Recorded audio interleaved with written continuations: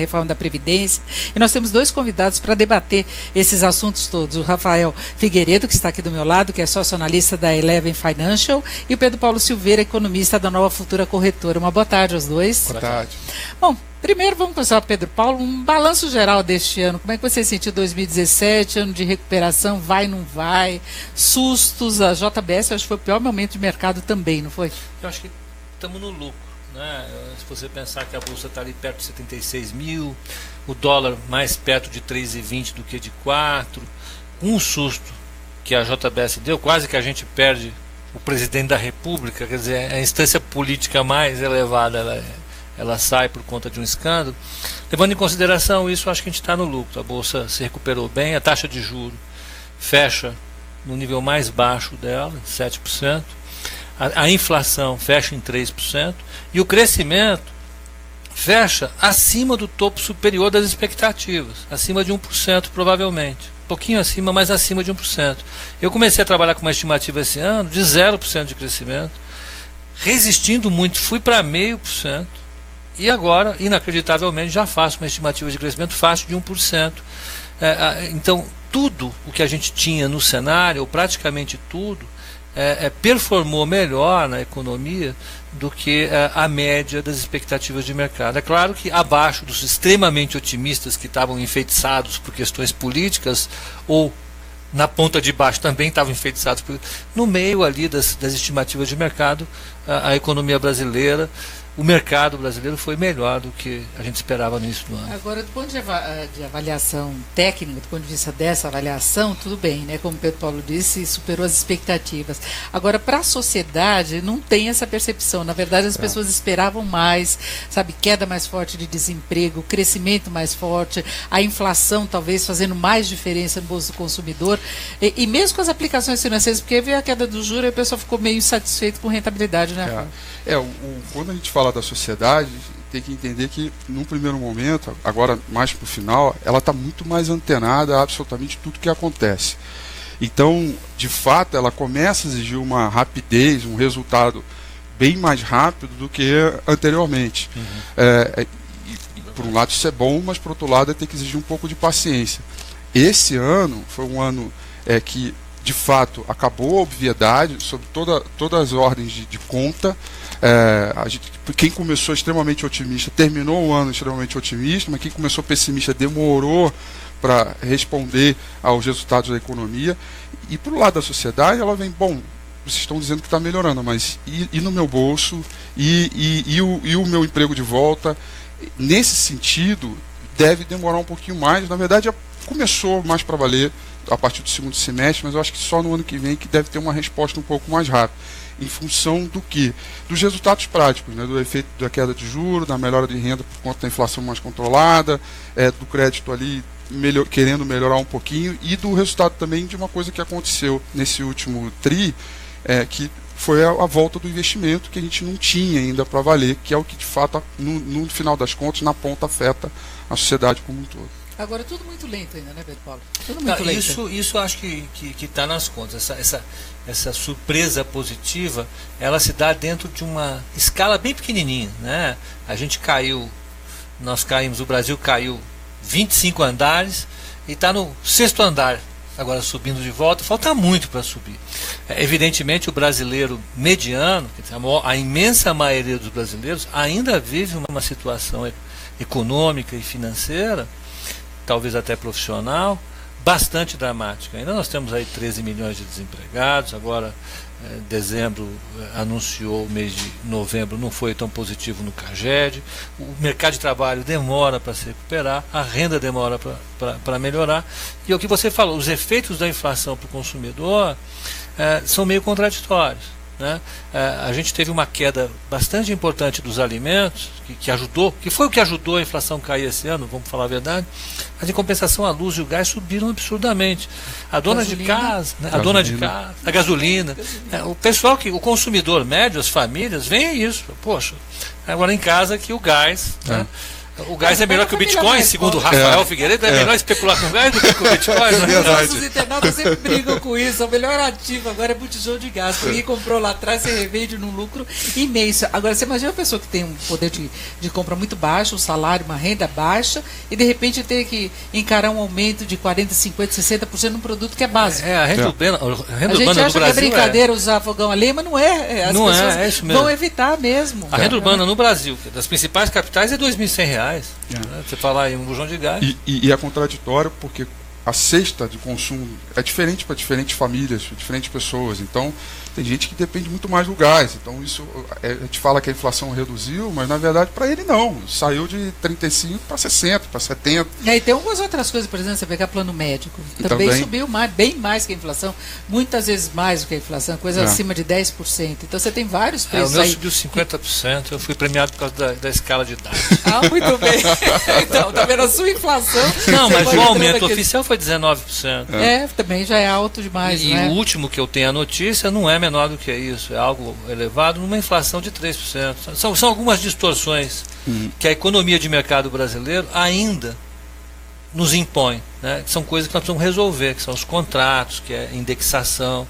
Está longe de resolver. Quem chega lá no Ministério sempre tem uma agenda marcada pela urgência e essas questões estruturais de fato não são corrigidas. Mas esse ano também não foi corrigido. Agora, o governo jogou muita urgência também na questão da reforma da Previdência. Eu acho que criou uma expectativa, uma ansiedade na sociedade, e aí a conversa ficou para 2018. Isso está levando, inclusive, a uma revisão de avaliação do risco país pelo nível de déficit das contas públicas, pela possibilidade de o governo fracassar. Isso tem implicações no mercado financeiro. Vocês têm um mínimo de confiança na possibilidade de a reforma sair? Eu tenho confiança sim. Eu acho que ao longo de 2017 a gente aprendeu a ter o debate da reforma da Previdência, que para mim já é uma grande evolução sob a ótica da sociedade, sob a ótica da sociedade civil, empresarial. Eu acho que no geral eu achei positivo o debate. Assim, começo com a questão do debate. O fato de debater a reforma da Previdência amplamente discutida, onde a gente sai para a rua, eu consegui enxergar isso em bares, as pessoas discutindo a reforma da Previdência, isso para mim foi fantástico, no sentido de que as pessoas estão conscientes de que realmente é necessário, que é importante, que existe um problema fiscal enorme e que isso precisa ser resolvido, por um lado. Agora, por outro, existe um problema político grande, que é do lado do Congresso, que emperra todo esse processo e que aí coloca esse cenário turvo para 2018. No nosso modelo, na Eleva, a gente acha que vai ser aprovado, a gente vai ter dificuldade, é o cenário de 45 de segundo tempo, final de futebol, ela é aprovada ali naquele final. O Adeodato, meu sócio da Eleva, ele fala uma frase que diz: não existe uma reforma perfeita, é a reforma que está aí, é o que precisa ser feito, é o que precisa ser para começar a controlar um pouco as contas lá para 2020, 2022. Então, eu acho que ela vem, mas ainda precisando de manutenção, vai ser um processo um pouco árduo, a gente vai precisar conviver com isso, com esse cenário de dúvida que a gente aprendeu muito em 2017, muito em 2016, essa coisa de, será que vai ou não vai, esse sentimento, eu acho que desde a eleição de 2014, será que vai mudar ou não vai ter mudança ou não vai, esse sentimento de dúvida a gente vai perdurar para 2018, eu acho que a gente está bem acostumado com isso, por isso que eu encaro com um lado mais positivo do que negativo. Você acredita, Pedro? Eu vejo com um pouco mais de dificuldade. Primeiro porque o tema em si, ele de fato, nós estamos com 180 bilhões de déficit responsabilizado diretamente à Previdência, e com um sentido de urgência, até de catástrofe geral se não ocorrer. Eu acho que isso eu penso num modelo censitário, democrático, isso já era tema suficiente para chamar uma eleição específica para o tema da Constituição e resolver de uma vez o problema, não é fazer um remendo, é resolver de uma vez. Uma reforma mesmo. Acabar com o direito adquirido, estabelecer um teto de pagamento, acabar com o privilégio, porque aí você conseguiria obter o apoio da imensa maioria da população. Porque você não vê uma quebra de privilégios de uma forma mais ampla. Tem essa questão do servidor público, mas aí você faz uma fase de transição, aí tem aqueles políticos que têm uma mordomia imensa, judiciário, aí você vai vendo aqueles salários, aposentadorias. As gerações que estão recebendo militares nas costas, fora. Todos os funcionários públicos aposentados até uma data lá atrás eles e os seus descendentes estão onerando pesadamente a Previdência. Isso deveria ser retirado da Previdência e ser discutido em outro lugar. Então a Constituinte devia ser chamada só para isso, pela gravidade do assunto, mas não é feito. E como não é feito, a gente vai para uma discussão semi-heróica, porque um segmento da sociedade precisa empurrar para outra conta e obter, ao mesmo tempo, vitória na eleição, porque vai ser feito lá. Imagina o que é uma eleição para um deputado que precisa voto, a função utilidade dele é voto, ele precisa ser reeleito o ano que vem, né? Em 2018 ele precisa ser reeleito e vai passar medidas que não aparecem como razoáveis, não aparecem, não quer dizer que não sejam, mas não aparecem como razoáveis. Então eu acho que isso impõe alguma dificuldade na hora disso ser discutido em Brasília. Eu sou um outsider, eu não conheço Brasília, eu parto desse princípio. Mas é muito difícil, porque a gente está discutindo reforma da Previdência no Brasil desde pelo menos 1996, 97. Quase passou em 98, né? Foi aprovada a Constituição promulgada a Constituição de 98, discussão de reforma já começou em 91. Incrivelmente. E a gente vem todo esse período, passou o governo Fernando Henrique Cardoso, sem acabar a discussão da reforma previdenciária, foi o governo Lula 1 e 2 sem fazê-la. Sempre tem um remendo, né? Sempre tem alguma coisa indigesta para os políticos. E qual é essa coisa? Essa disparidade, que para mim é evidente. O trabalhador normal vai contribuir a vida inteira para a Previdência e vai se aposentar lá aos 60, 65, 70 anos, dependendo do caso. Agora, alguns não. Isso eu acho que é indigesto para eles e acaba trazendo ruído. Então eu acho que vai ter muito ruído em torno da Previdência, mas como estou com o Rafa, vai ser aprovado porque é um tema que não dá para escapar, são 180 bilhões de reais, vai ser aprovada alguma coisa, mas a solução, essa tá longe ainda fica pendente para a gente acertar as coisas, deveria ter uma reforma como foi feita lá no Japão. Agora, não aprovação de nada, nem desse novo remendo, e possível mais rebaixamento da nota do Brasil, isso pode ter uma implicação no comportamento do mercado logo no começo de 2018?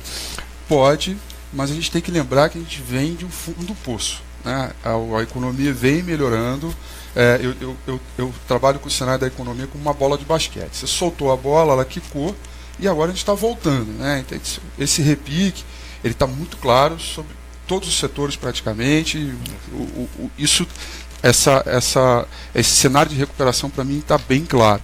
Então, quando a gente fala da reforma, que é uma visão mais para o longo prazo do que o efeito de curto prazo, então existe um movimento ali que pode fazer um certo balanço. Eu acho que o mercado pode repercutir mal, mas eu acho que tem um limite para isso, porque no geral, como se espera um crescimento cíclico em função da crise, tudo que aconteceu, pode ser que não seja tão forte, tão pesado no movimento onde num cenário, por exemplo, quando a economia é completamente fraca, desidratada, e não viesse com esse movimento forte. Por outro lado, a gente é extremamente dependente também do mercado internacional, que segue muito firme e sem sinais de pânico ou qualquer preocupação. Então, nesse sentido, ainda que a reforma não seja aprovada no limite e que passe para o novo presidente, seja discutido para 2019, eu acho que o reflexo ele não vai ser tão pesado como seria se uma economia estivesse muito fraca ou tivesse um mercado lá fora tão ruim. Concordo. Completamente. Não, partindo do princípio de que lá fora tudo vai caminhar bem, como parece que vai caminhar, evidentemente,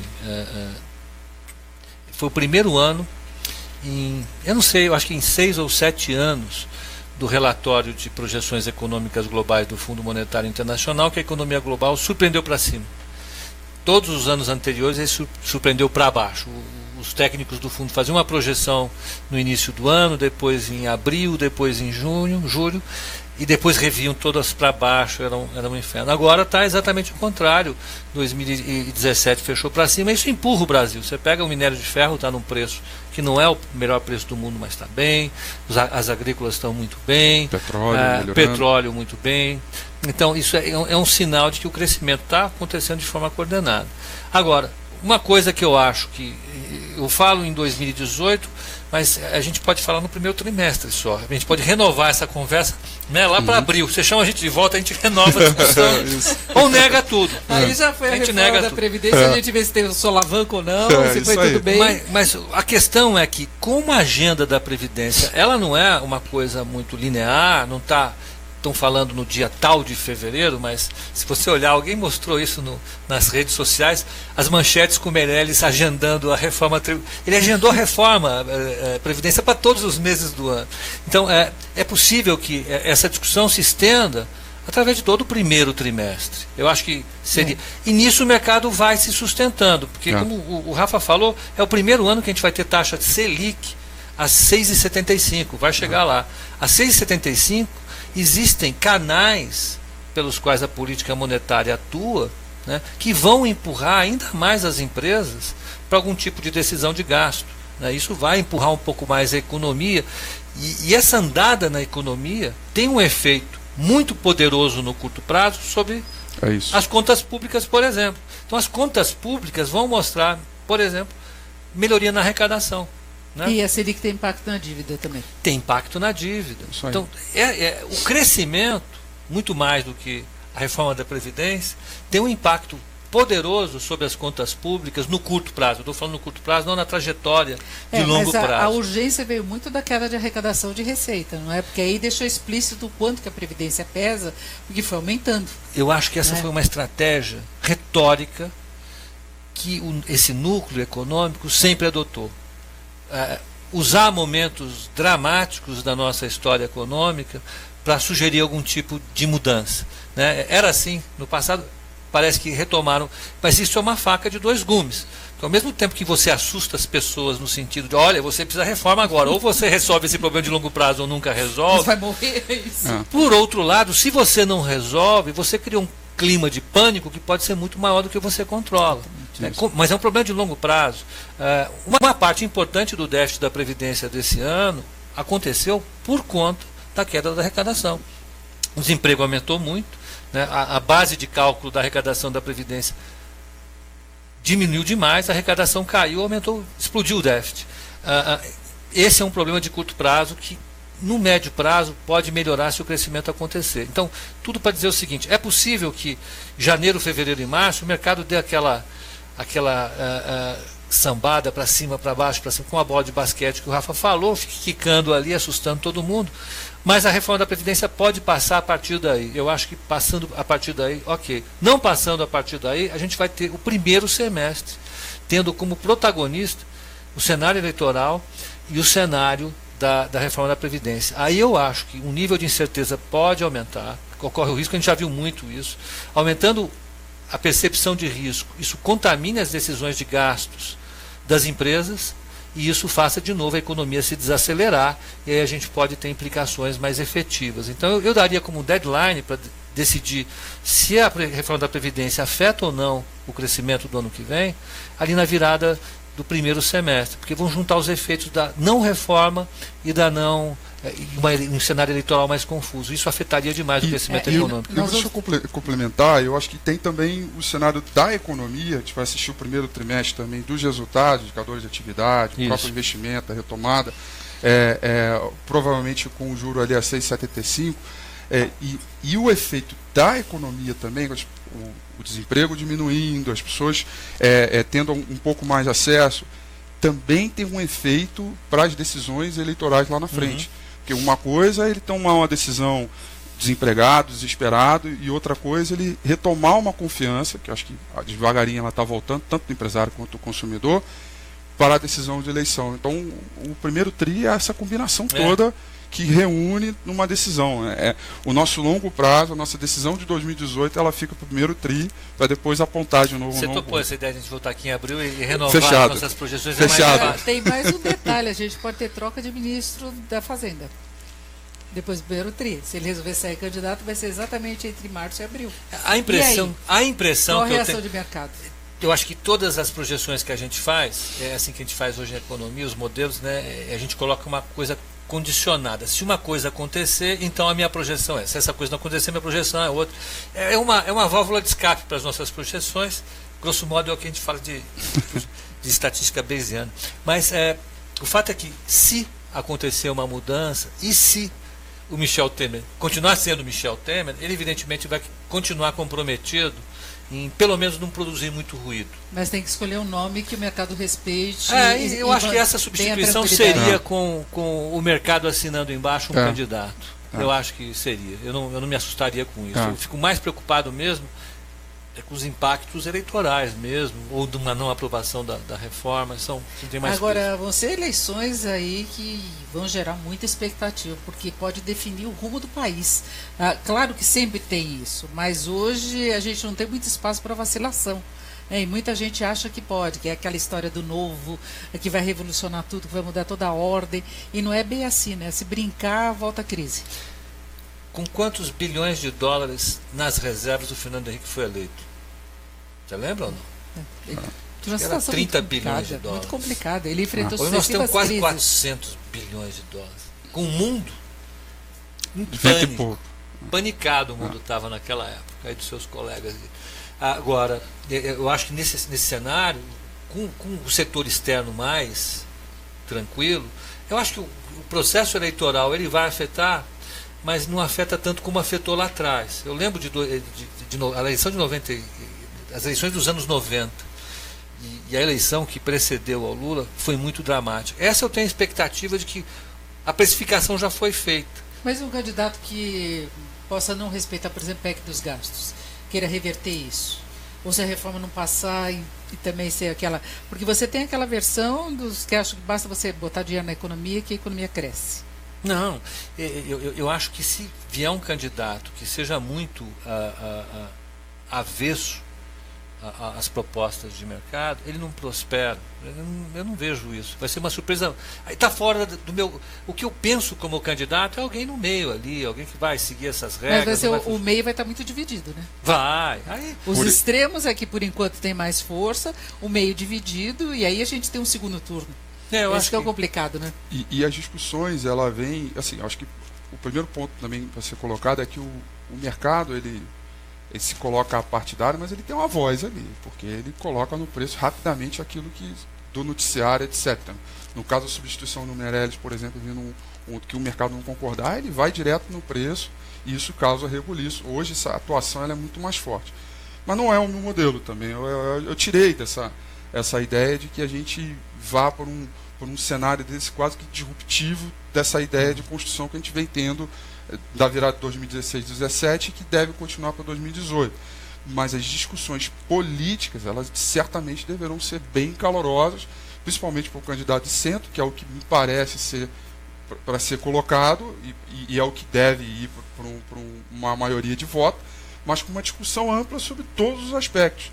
E o meu detalhe que eu coloco é que uma participação da sociedade, que isso para mim é um grande diferencial. Uma participação ativa de você observar com o caminho das redes sociais hoje muito mais presente, da necessidade do cara poder falar com todo mundo e ouvir, e aí causa um bom diferencial. Quer dizer, uma eleição que vai ser dura. Mas também tem muita mentira na internet. Sim, também tem esses dois lados. Tem, né? Os dois lados. Porque o que você pega de informação falsa, disso, né, a população não tem muita percepção do que é errado, do que é verdadeiro, do que é falso. Vai circulando, você recebe um vídeo que é a coisa mais absurda, é montagem mesmo, que dá a impressão que é real, e as pessoas vão repassando. Você recebe aquilo no WhatsApp de 20 pessoas da sequência. Né? O que acontece no mundo inteiro, assim, não é só no Brasil. A própria os Estados Unidos do Trump mostraram que pode ter uma interferência direta. Exatamente.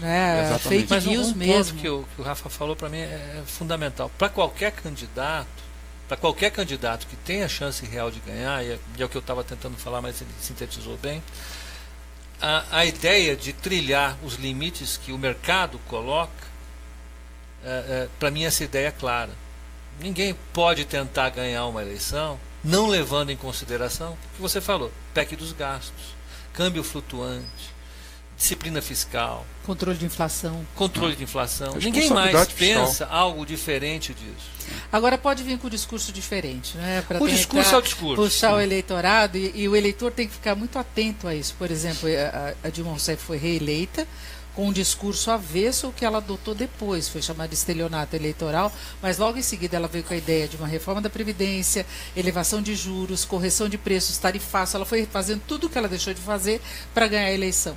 Então, por acaso, se a gente não tiver a aprovação da reforma da Previdência, vai ser difícil você pegar um candidato que chega lá e assumir, olha, eu vou fazer uma reforma da Previdência. Ele pode até fazer, né? Porque você falou, ele vai seguir o mercado e não só o mercado financeiro, eu acho que depois tem que respeitar o Congresso também, que o Congresso é complicado no Brasil, né? Então você não pode ter alguém que corra por fora e fala, olha, eu vou fazer acontecer sozinho, não pode que ser não cara faz. Outsider.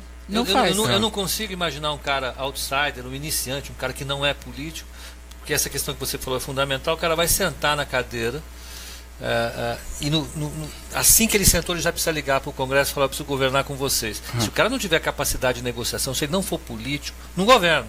O Collor e a Dilma tentaram bater de frente e se quebraram. Eu ia falar, olha os dois exemplos. Um novato, um cara de fora, um cara que não é político, ele vai cair na segunda semana esse Congresso. E pode ser político se for um político que tem um discurso de independência, né? Então, um trilho já existe por aí. Quando a gente vai estimar no mercado, eu penso assim, não dá para fugir muito dessas restrições que a gente tem, né? Assim como na vida uma família tem as restrições orçamentárias dela, acho que na política hoje em dia estão claras as restrições que a gente tem para o mercado. Não adianta você fazer uma pirotecnia devendo 80% do PIB. Eu acho que a Grécia é um bom exemplo do que aconteceu também, porque foi eleito um governo de oposição, de esquerda, com 1000 promessas de mudança política, e ele seguiu uma receita depois totalmente ortodoxa, apertou a economia e depois voltou a crescer. Né? Apresentou essa recuperação. Eu acho que foi a realidade. Você tem uma coisa assim de uma ilusão e a realidade te impõe uma outra coisa. A Europa, essa temática, ela é muito clara na Europa. Eles desenvolvem muito isso. A questão da democracia e da política econômica, como é que essas duas coisas se casam, ou melhor dizendo, não se casam, porque não se casam de fato, né? No curto prazo elas se atritam o tempo todo. Mas isso está claro para os candidatos aqui. A não ser que, nos extremos, algum biruta completo queira ignorar isso e nós vamos entrar numa experiência fracassada novamente. De novo, né? Agora, não me parece que é isso que vai acontecer. E um ponto que reforça isso é o próprio presidente Temer, porque num ano difícil como foi esse, de retomada e de muita dúvida, ele governou, você não pode negar que ele governou, aprovou medidas importantes, teve reforma trabalhista, a própria PEC do teto, e sem dinheiro. Que seria o principal método dele poder fazer os seus acordos. Então, o fato dele conseguir fazer isso num ano difícil como esse, já deixa o recado para o próximo presidente. E aí eu vou nessa linha de pensamento. Não pode ser um outsider que não tem essa experiência política de fazer acordos e portanto, tem que ser alguém que possa saber conduzir esses dois lados.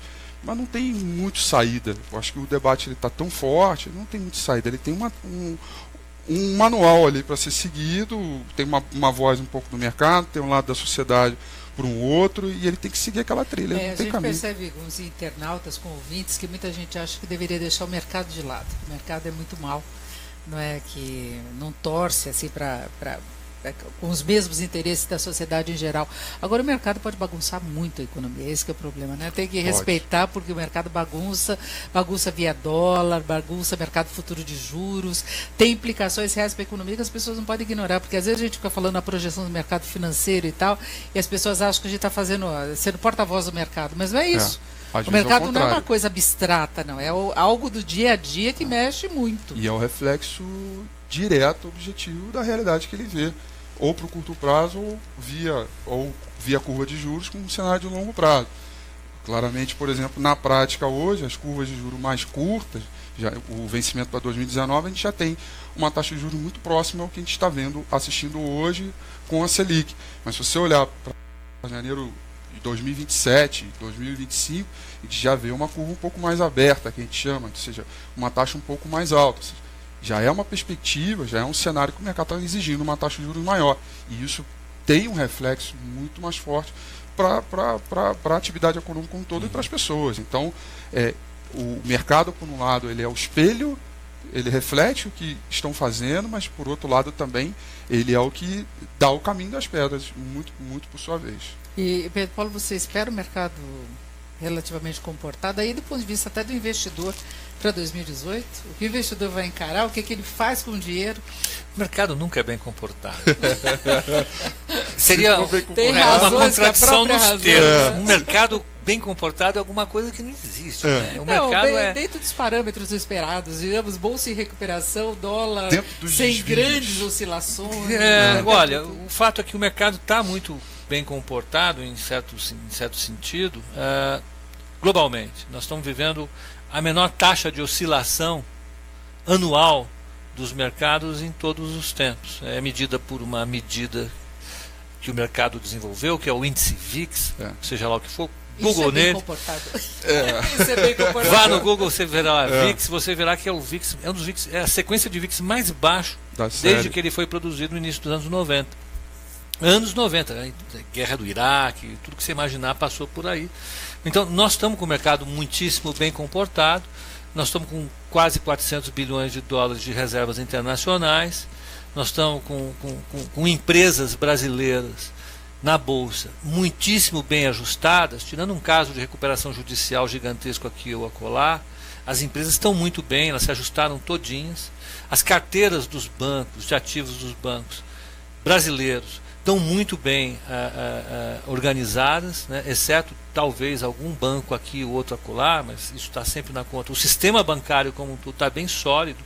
Então não é de se esperar que grandes chacoalhões do mercado produzam reverberação na economia real. O que interessa para a população brasileira, para o indivíduo comum, para o civil, até digamos assim, o cara que está fora do mercado, o que interessa, apesar de todo esse barulho, esse carnaval todo, o que interessa é se o emprego do cara vai estar ali ou não, se a economia vai estar crescendo, se vai ter oportunidades ou não. Agora, eu acho que o mercado está tão bem enxuto, ele está tão bem posicionado agora, esperando o ano que vem mais volátil, que se vier uma surpresa, a surpresa não seria culpa do mercado brasileiro, seria culpa do mercado externo ou de algum evento que foi absolutamente inesperado da política ou de alguma coisa aqui no Brasil. O mercado não deve causar grandes confusões no sentido de impactar negativamente a atividade econômica. Se vier impacto do mercado, vai ser um impacto positivo, pelo efeito de uma precificação mais correta das ações que impulsionam o investimento e das carteiras de crédito que começam a crescer de novo e começam a empurrar os gastos das famílias, do governo e do setor privado para o crescimento. Eu vejo também o fato do Joesley Day, que a gente chama, né, a expressão que a gente dá no dia seguinte à delação da JBS, que o mercado abriu em pânico, bolsa parou, 10% de queda, mas estava lá o mercado internacional, lá embaixo, esperando os preços caírem para absorver a queda e comprar.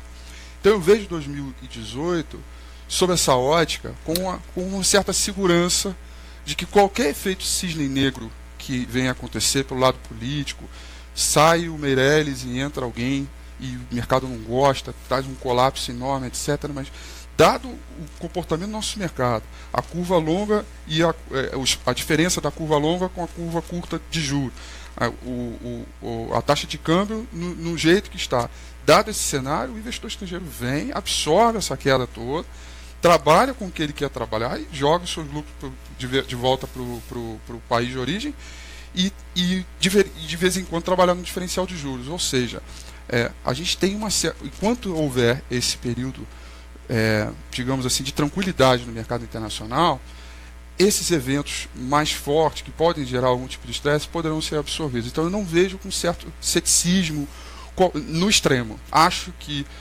todo mundo está super ligado. Eu acho que do ponto de vista do investidor e até do empresário em si, ele está bem enxuto. O resultado da virada do terceiro TRI das empresas mostrou essa solidez. Está todo mundo bem enxuto, pronto para o ano de 2018, que é dito como dúvida.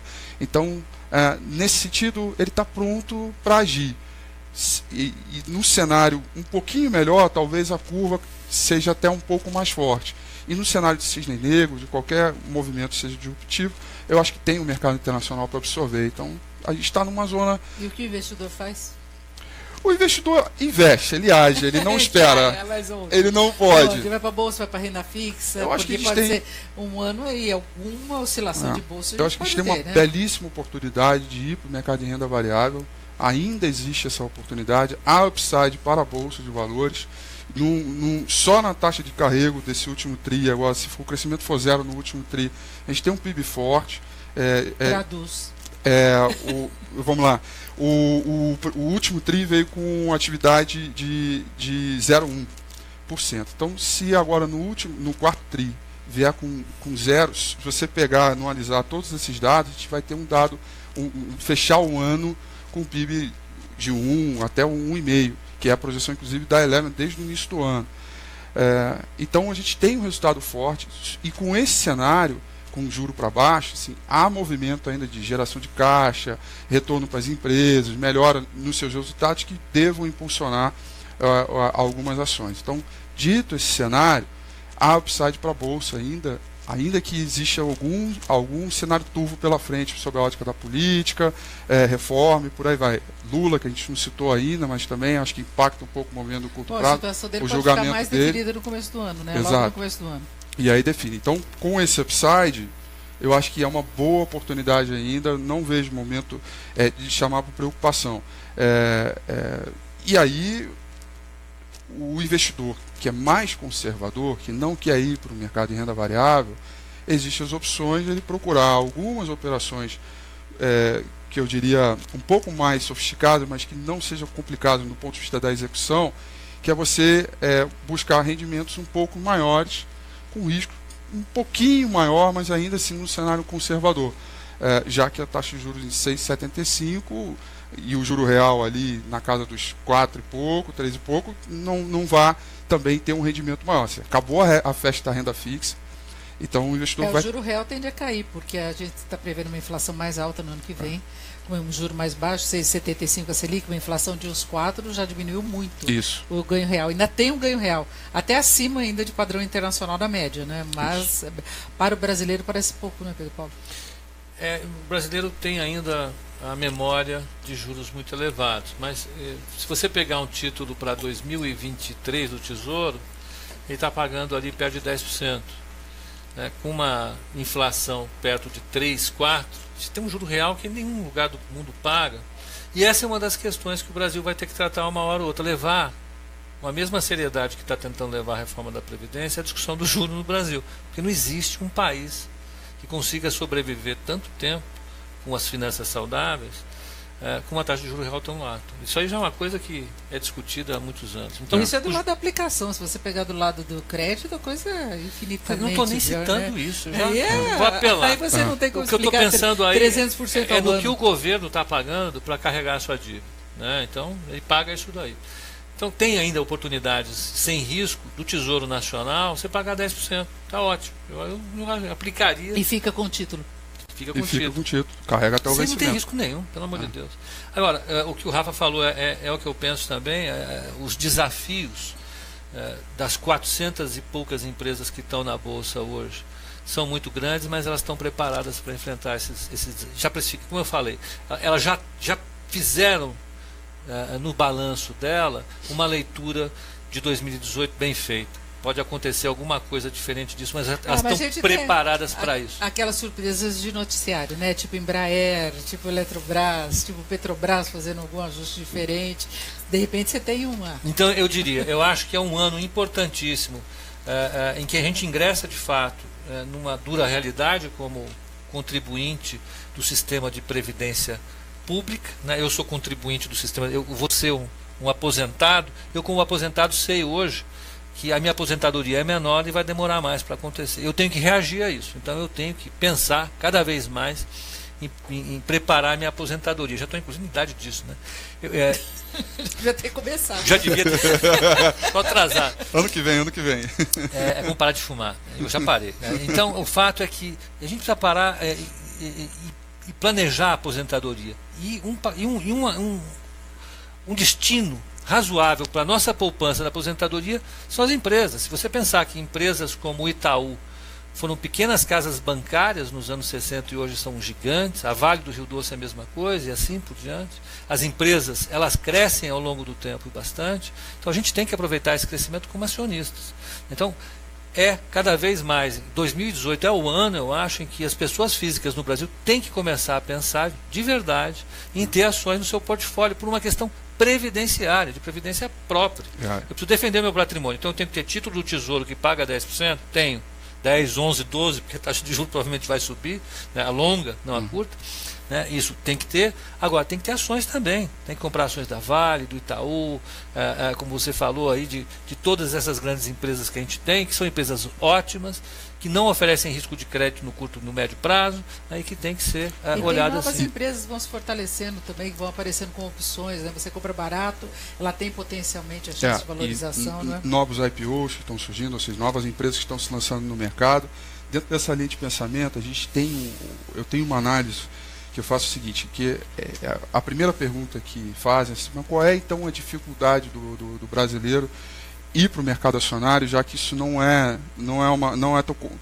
tão simples sob a ótica da cultura. Né? A gente viveu um período de hiperinflação enorme até 94, que isso derrubou, mas as pessoas hoje que estão no mercado, que têm a renda e que estão propensas a investir, são pessoas pós-1994, então elas não viveram esse período. Eu me coloco exatamente no centro dessa posição. Quando eu falo com o meu pai e digo para ele, pai, vende os 2 imóveis que ele tem e aplica e mora de aluguel, ele surta. Pelo menos um imóvel tem que ter. Mas quando eu falo para minha irmã de 18 anos, que assim, compra um carro, ela diz, não, eu quero andar de Uber e quero aplicar esse dinheiro. Então ela está muito mais propensa. Assim, tem uma ação que eu possa comprar e quando eu fizer 30 anos eu vou ter algum retorno, pensando no modelo previdenciário. Então, hoje a situação das pessoas ela é mais propensa. O sistema está mais, ele é mais confiável. Os próprios sistemas de mercado, de bolsa, de risco controlado. Tem uma época que era impraticável você aplicar em bolsa no Brasil, era uma montanha russa. Até pegar o telefone e falar com o cara, acabou. Hoje, pelo telefone, pela rede social, você rapidamente tem as notícias. Então, a realidade hoje do investimento é muito forte. A quantidade de coaches, de financeiro, de cursos, de coisas, de pessoas se especializarem, entender um pouco mais a famosa mágica dos juros compostos.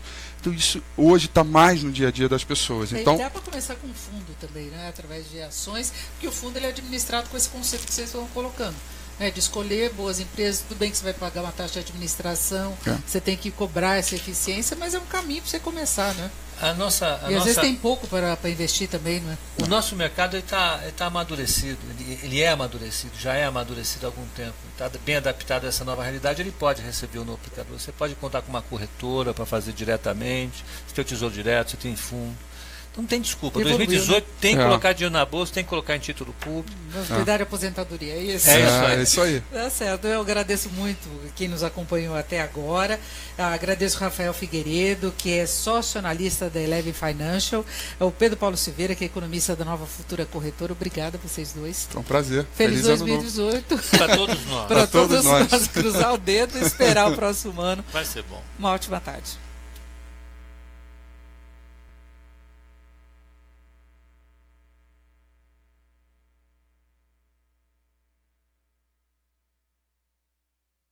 Boa tarde, começamos agora mais uma Economia em Foco, o último